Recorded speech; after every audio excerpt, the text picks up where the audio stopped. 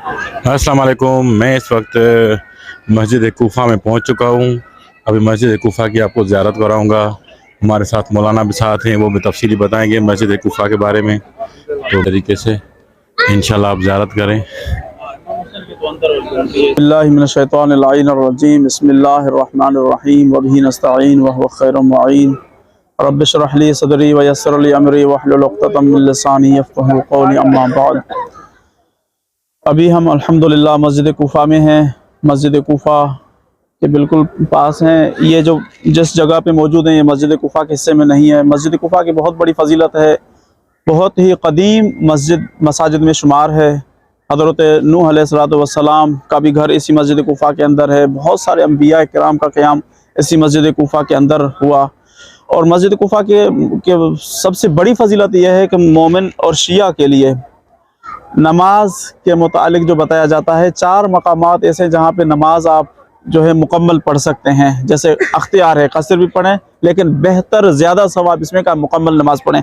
मस्जिदुल हरमैन जो कि मदीने में, और हरम सैयद शुहदा करबला मुक़द्दस, और मस्जिद कूफा की फजीलत। और मस्जिद कूफा के लिए बताया जाता है कि एक रकात नमाज 70,000 रकातों के बराबर है। जिस मस्जिद कूफा में हम जाएंगे और नमाज अदा करेंगे, एक रकात एक बंदे मोमिन अगर अंजाम दे, गोया कि 70,000 रकात बंदे मोमिन ने अंजाम दिए। इस मस्जिद की इतनी बड़ी फजीलत है। इसमें बहुत सारे मकामात हैं। मकाम रसूल खुदा सल्लल्लाहु अलैहि वसल्लम है। ये मकाम रसूलुल्लाह सल्लल्लाहु अलैहि वसल्लम के लिए बताया जाता है कि ये रसूल खुदा किस तरह यहाँ पे पहुँचे। शब मेराज जब रसूलुल्लाह सल्लल्लाहु अलैहि वसल्लम जा रहे थे तो इसी मकाम से एक अजीब व गरीब नूर ने दिखाई दिया।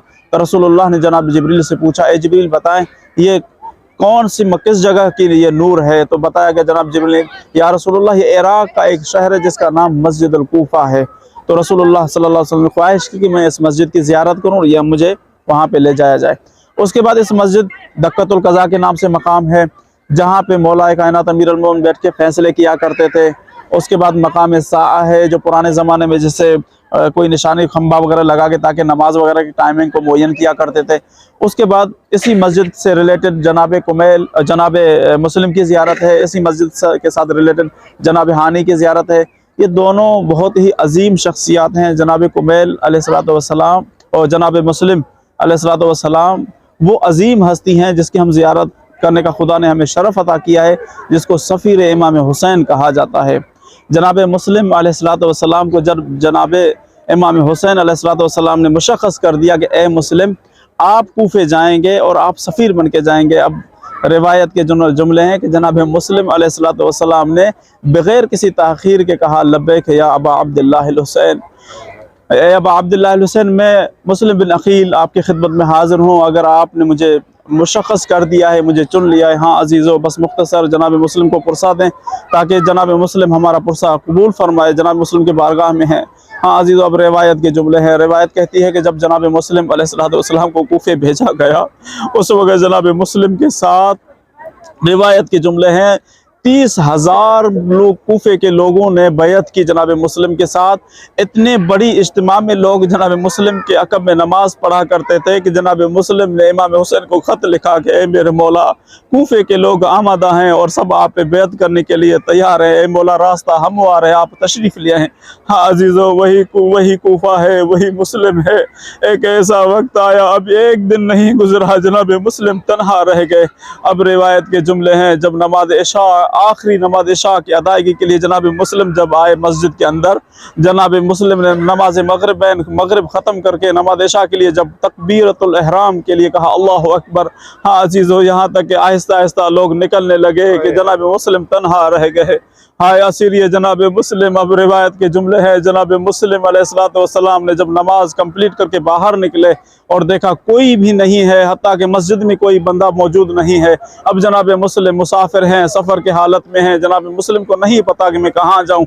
अब जनाब मुस्लिम ने कूफे के गलियों में चलना शुरू किया, यहाँ तक कि जनाब मुस्लिम रात की तारीकी में थक गए और थक के एक घर के सामने बैठ गए। हाँ अजीज़ो जनाब मुस्लिम जब वहाँ पे बैठ गए, थोड़ी देर के बाद एक खातून बाहर निकली और कहा, ए मुसाफिर, आपको नहीं पता इस वक्त कूफे के हालात ऐसे खराब हैं, आपको नहीं पता कि इब्न ज़ियाद की फौज सरगर्म है ہے اور اصحاب اور انصار حسین کے خلاف یہ قیام کرنے کے لیے کھڑے ہیں۔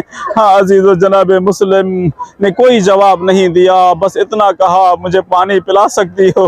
ہاں عزیز و جناب مسلم کو پانی پلانے کے بعد وہ خاتون اندر چلی گئی۔ تھوڑی دیر کے بعد وہ باہر نکلی، جب دیکھا پھر سے مسلم بیٹھے ہیں، وہ خاتون کہنے لگی اے مسافر آپ چلے جائیں یہاں سے، آپ کے لیے یہ صحیح نہیں ہے کہ اس وقت رات کی تاریخی ہے اور ابن زیاد کے سپاہی گھوم رہے ہیں۔ ہاں عزیز و مسلم نے ایک عجیب انداز میں کہا اے خاتون میں کہاں جاؤں، میں مسافر ہوں، مجھے نہیں پتا، میرا یہاں کوئی گھر نہیں ہے، کوئی اہل و عیال نہیں ہے، کوئی رشتہ دار نہیں ہے۔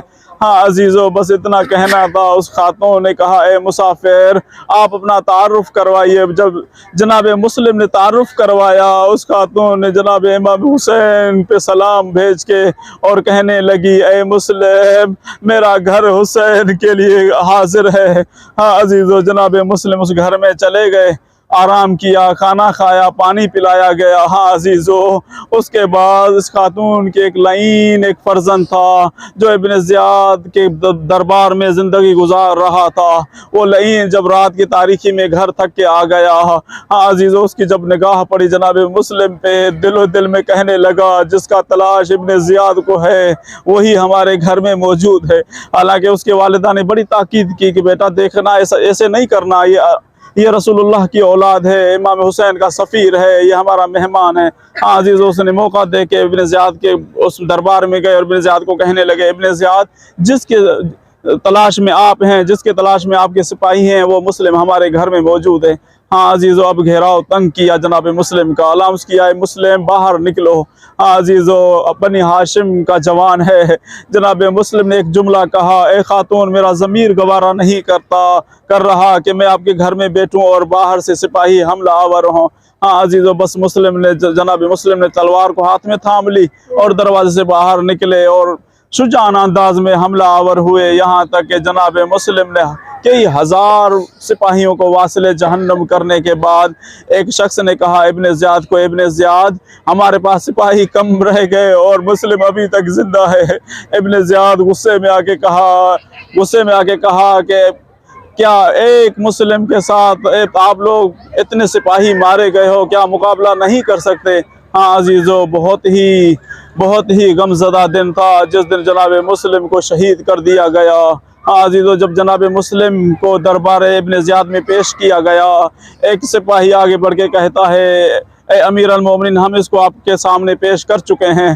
تو جناب مسلم آگے بڑھ کے کہتا ہے کہ میرا اگر امیر ہے کائنات میں حسین ابن علی ہے اور امیر المومنین کی ذات ہے، یہ آپ فاسق اور فاجر ہیں اور آپ کو کس طرح کوئی امیر المومنین کے القاب سے نواز سکتا ہے؟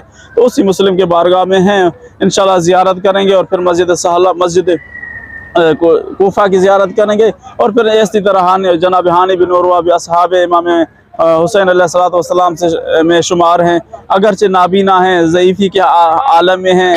جب امیر المومنین کو کوئی برا بھلا کہہ رہا ہے اس وقت یہ کھڑے ہو کے کہتے ہیں کہ اے فلاں کے بیٹے فلاں آپ کس زبان میں بات کر رہے ہو؟ اس وقت ان کو اندازہ ہو گیا، پوچھا کہ یہ کون ہے؟ ابن زیاد کو بتایا گیا کہ یہ ہانی ہے، اصحاب امام حسین میں سے، انصار امام حسین میں سے۔ جناب ہانی کو بھی بے دردی سے شہید کروا دیا گیا۔ ابن زیاد بہت ہی بڑا سفاک، بہت ہی بڑا فاسق، بہت ہی بڑا فاجر انسان تھا جس کے اندر رحم کی کوئی چیز نہیں تھی، اور اس نے اہل بیت پہ جتنا ظلم کیا ہے اس کو بیان الفاظوں میں کوئی کر ہی نہیں سکتا۔ جی تو ابھی ہم موجود ہیں مسجد کوفہ میں۔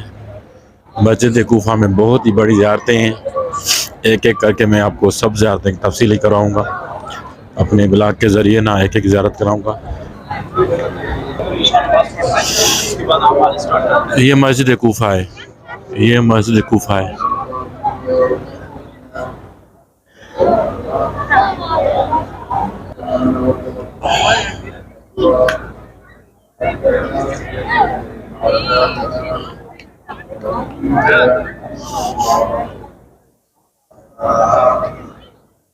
یہ مسجد کوفہ، مسجد کوفہ کی میں نے آپ کو زیارت کروائی، تو انشاءاللہ نیکسٹ ولاگ میں اور بھی زیارتیں ہیں وہ میں کروا رہا ہوں۔ جب تک مجھے اجازت دیں، اللہ حافظ۔